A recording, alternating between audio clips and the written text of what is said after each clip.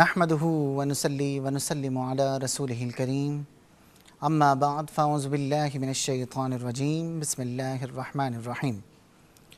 محترم و مکرم سامعین کرام، السلام علیکم ورحمۃ اللہ وبرکاتہ۔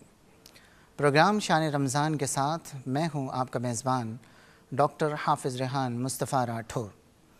ناظرین کرام، ہم آپ کو بتاتے چلیں کہ آج دوسری سحری ہے اور دوسرا رمضان المبارک کا دن کا آغاز ہو رہا ہے، اور یہ وہ دن ہے کہ جس میں حضرت فاطمۃ الزہرا رضی اللہ تعالی عنہا کا وصال ہوا تھا۔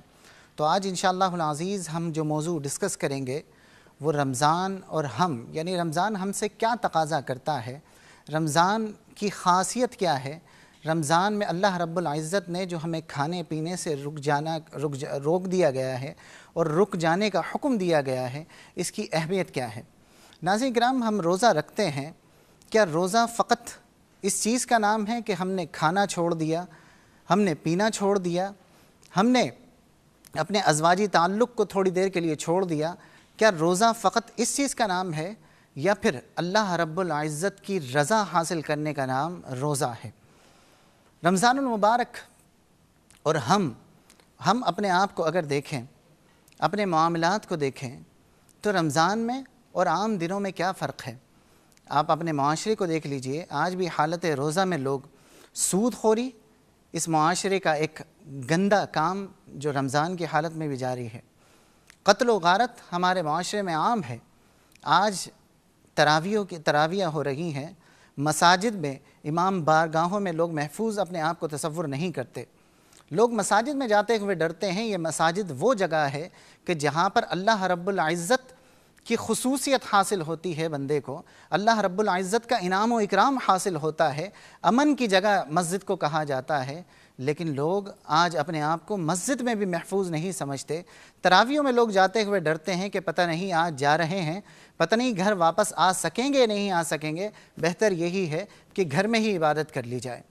آج معاشرہ ہمارا کس طرف جا رہا ہے، آج ہمارا عالم کیا ہو رہا ہے؟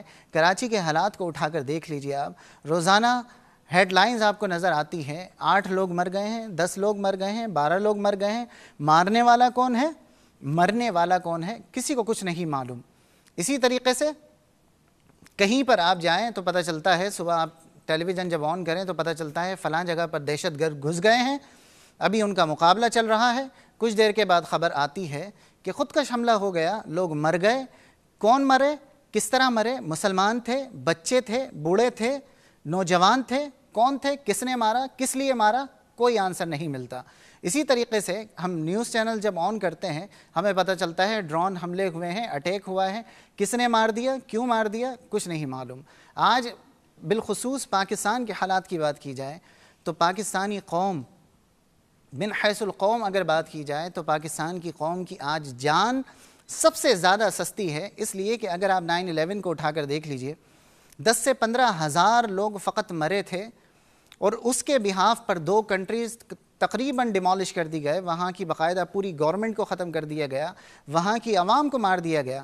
کیوں مار دیا گیا؟ اس لیے کہ وہ طاقتیں، وہ سپر پاورز جو اپنے آپ کو ہیومن رائٹس کا چیمپئن کہتے ہیں، انہوں نے کہا کہ ہمارے لوگ مرے ہیں لہٰذا ہم چھوڑیں گے نہیں۔ لیکن آج پاکستانیوں کو آپ اٹھا کے دیکھ لیں، ان کی جان کی کوئی قدر نہیں ہے، کوئی پوچھنے والا نہیں ہے۔ اور بالخصوص یہ وہ مہینہ ہے جسے برکتوں کا مہینہ قرار دیا گیا، جسے سردار مہینہ قرار دیا گیا، اور اس میں اللہ رب العزت نے عبادتوں کے درجات کو بلند کر دیا ہے۔ اللہ رب العزت میں اس میں ایک عبادت کرے گا 70 سے 700 گناہ تک بڑھا دیا ہے۔ تو رمضان ہم سے کیا تقاضا کر رہا ہے؟ انشاءاللہ العزیز آج اس موضوع پر بھی گفتگو ہوگی، اور اس کے ساتھ ساتھ اس شخصیت کے حوالے سے کہ جس کے بارے میں سرکار دو عالم صلی اللہ علیہ وسلم فرمایا کرتے تھے کہ فدا کا ابی و امی یا فاطمہ، اے فاطمہ تم پر میرے ماں باپ قربان۔ تو آئیے انشاءاللہ العزیز سب سے پہلے فاطمہ الزہرا رضی اللہ تعالی عنہا کی شخصیت کے حوالے سے کچھ جاننے کی کوشش کرتے ہیں۔ میرے ساتھ آج اسٹوڈیو میں موجود ہیں حضرت علامہ مولانا مفتی عابد مبارک صاحب، جو کہ مدرس ہیں، مفتی ہیں، عالم ہیں، باقاعدہ فتاواز دیا کرتے ہیں، جانی مانی شخصیت ہیں۔ ان کے ساتھ میرے دوسرے مہمان جو ہیں مفتی سجاد صاحب میرے ساتھ موجود ہیں۔ میں آپ دونوں مہمانوں کو خوش آمدید کہتا ہوں۔ ناظرین کرام، کچھ دیر کے بعد اسکرین پر آپ کو ہمارا نمبر فلیش ہوتا ہوا نظر آئے گا۔ پہلی فرصت میں ٹیلی فون اٹھائیے، ہمیں کال کیجئے اور پروگرام میں شامل ہو جائیے۔ مفتی صاحب، سب سے پہلے حضرت فاطمہ الزہرا رضی اللہ تعالی عنہ کی اگر زندگی پہ بات کی جائے، اور میں چاہوں گا کہ سب سے پہلے جو نام ہے فاطمہ، اس نام کے حوالے سے ذرا تھوڑی سی روشنی آپ ڈالیے۔ بسم اللہ الرحمن الرحیم۔ حضرت سیدتنا فاطمہ الزہرا رضی اللہ تعالی عنہ رسول اللہ صلی اللہ علیہ وسلم کی بیٹی، حسنین کریمین کی ماں، شیر خدا مولا علی المرتضیٰ رضی اللہ تعالی عنہ کی بیوی۔ فاطمہ سے ہے بچانے والی، روکنے والی، ڈھال یعنی جہنم کی آگ سے بچانے والی، اور مختلف معنی اس کے لیے جا سکتے ہیں۔ رسول اللہ صلی اللہ علیہ وسلم انہیں اپنے جگر کا ٹکڑا کہتے تھے، اور بضعۃ منی فرمایا کہ میرے جگر کا ٹکڑا ہے، اور اتنا پیار کیا کرتے تھے کہ بچپن ہی سے چونکہ حضرت سیدتنا فاطمہ الزہرا رضی اللہ تعالی عنہ کے سر سے والدہ کا سایہ اٹھ گیا تھا، تو حضور سید دو عالم صلی اللہ علیہ وسلم نے ان کی پرورش فرمائی بذات خود، اور ان کا خیال رکھا طرح طرح سے۔ محبت اتنی زیادہ تھی کہ جب تشریف لایا کرتی تو آپ حضرت سیدتنا فاطمہ الزہرا رضی اللہ تعالی عنہ کی پیشانی کو چوما کرتے، ان کے لیے کھڑے ہو جایا کرتے تھے۔ ایک مرتبہ کا ذکر ہے کہ فاطمہ الزہرا سرکار دو عالم صلی اللہ علیہ وسلم جب نماز پڑھ رہے تھے تو ابو جہل خبیث لعین نے آپ صلی اللہ علیہ وسلم کی پیٹھ مبارک پر اوجھڑی لا کر رکھ دی، اور حضرت سیدنا فاطمہ الزہرا رضی اللہ تعالی عنہ نے جب دیکھا اور اس کو ہٹایا اور پھر اس سے جھگڑا کیا اس ملعون سے، تو حدیث میں ہے کہ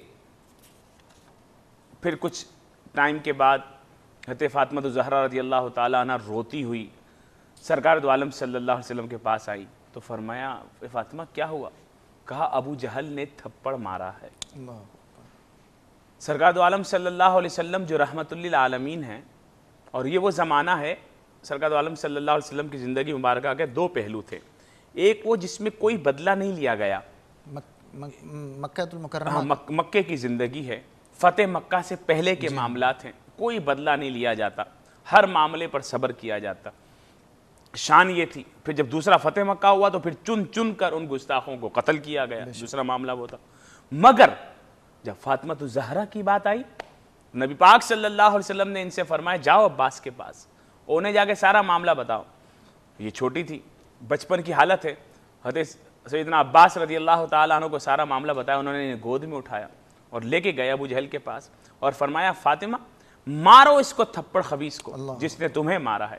تو بخاری شریف کی حدیث ہے لطمت فاطمہ تو، حضرت فاطمہ نے تھپڑ مارا، رکھ کے تھپڑ مارا، اور ان کا دل خوش ہو گیا، پھر یہ ہنستے ہوئے واپس تشریف لائے۔ ٹھیک، سجاد صاحب، کیونکہ ہمارے آج دو قسم کے موضوع جو ہیں وہ چل رہے ہیں، ایک تو رمضان میں، اور رمضان ہم سے کیا تقاضا کر رہا ہے، تو سب سے پہلے میں آپ سے پوچھنا چاہوں گا کہ حدیث مبارک کی روشنی میں ذرا بتائیے کہ رمضان ہم سے کیا